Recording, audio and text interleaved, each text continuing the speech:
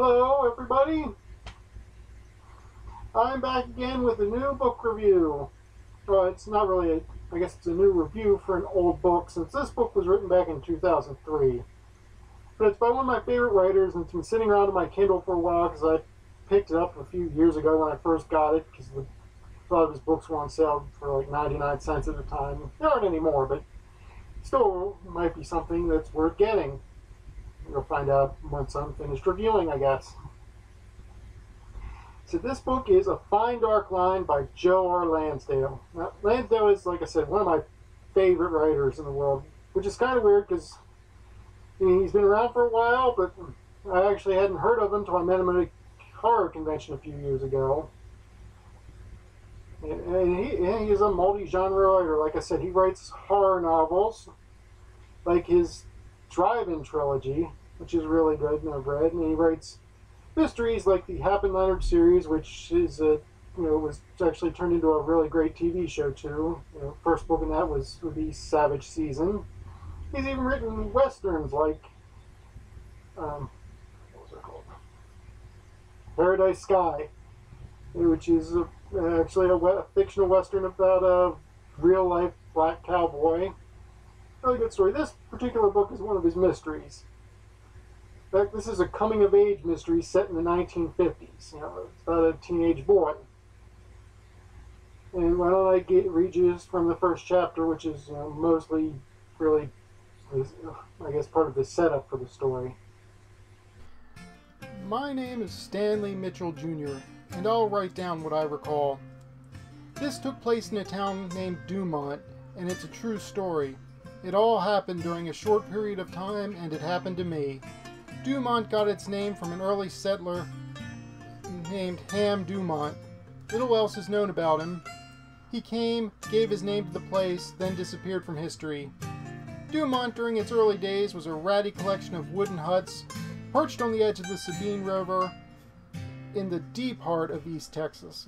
A place of red clay and white sand, huge pines, and snake-infested wetlands. There are faded photographs in the Dumont Library of a scattering of pioneer hovels on the river's edge as viewed through the lens of a primitive camera. You wouldn't think much would come of this beginning, besides maybe a hard rain and a slide into the river, but through the years and into the 20th century, these shacks gradually inflated into a town as the great trees went down and were turned to lumber. Later, the town swelled to a small city of about 100,000, but these events happened earlier, when my family, the Mitchells, moved there at the tag end of the 1950s. Before we moved to Dumont, my daddy had been a mechanic in a small town of 300, appropriately named No Enterprise. One day he came home sick of working beneath cars, lying on cold cement and creaking creepers. He made an announcement that surprised us all, including Mom. Daddy loved movies, and somehow he heard about the Dumont Drive-In being for sale. The original owner, not long after opening the theater, had died of a stroke. His family was anxious to move someplace west, as debt was clinging to their butts like feathers to tar. So Daddy collected our life savings, and using it as a down payment, hauled my mother, who he called Gal, me, my older sister, Caldonia, and my dog, Nub, on over to Dumont. Okay, as you can tell, Lansdale is a good writer. And that's actually a very nice description there.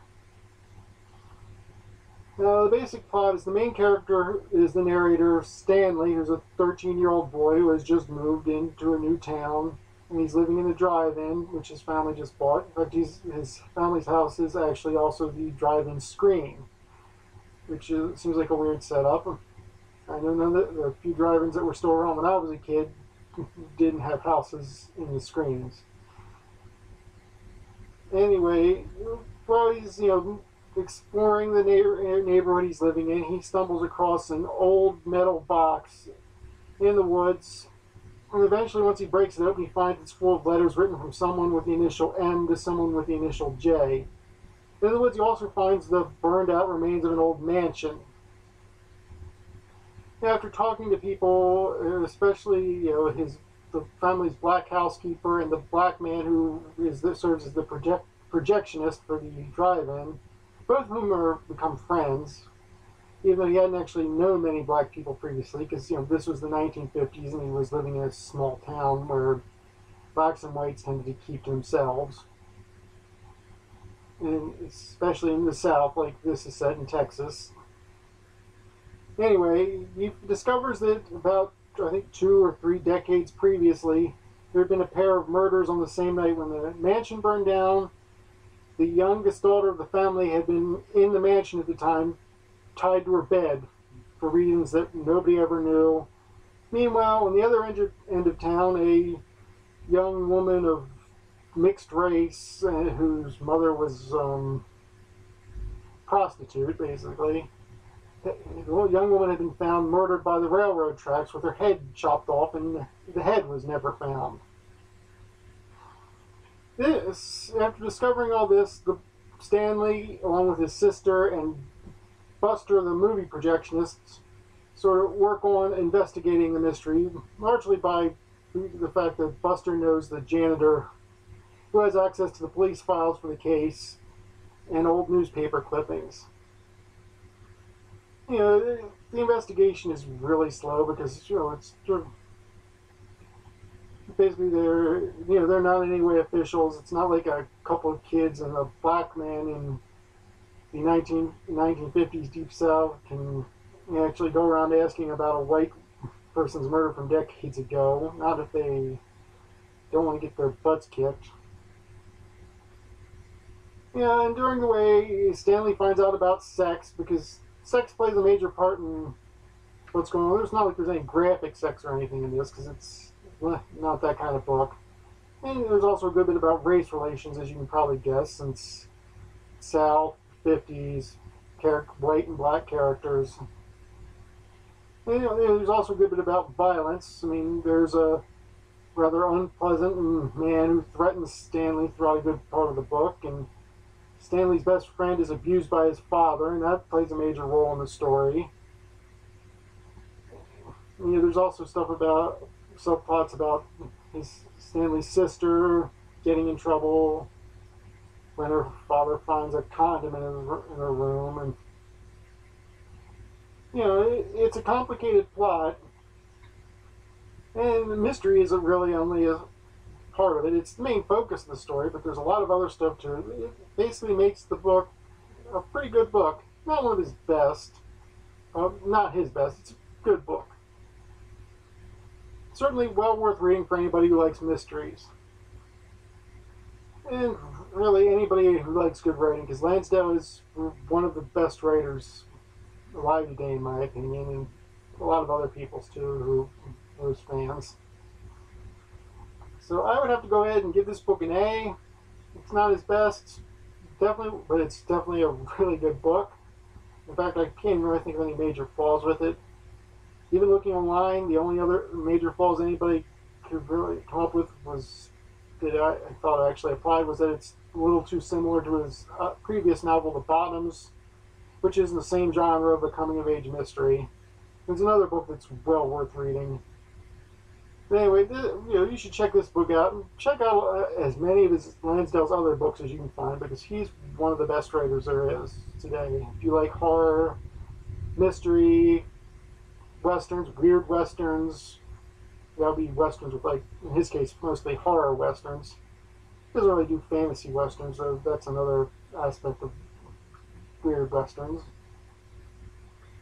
And, lots of other stuff too. I don't think he's actually done any science fiction or fantasy, but he does all. You especially want to check out the Hap and Leonard books. They're really good. And like I said, read this one too. So, you read this book. It's a really good book.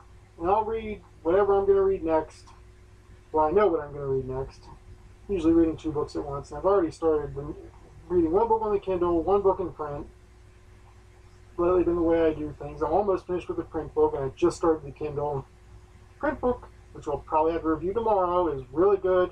The Kindle book, which will probably be the day after tomorrow, maybe, is not really that good so far. And after that, who knows?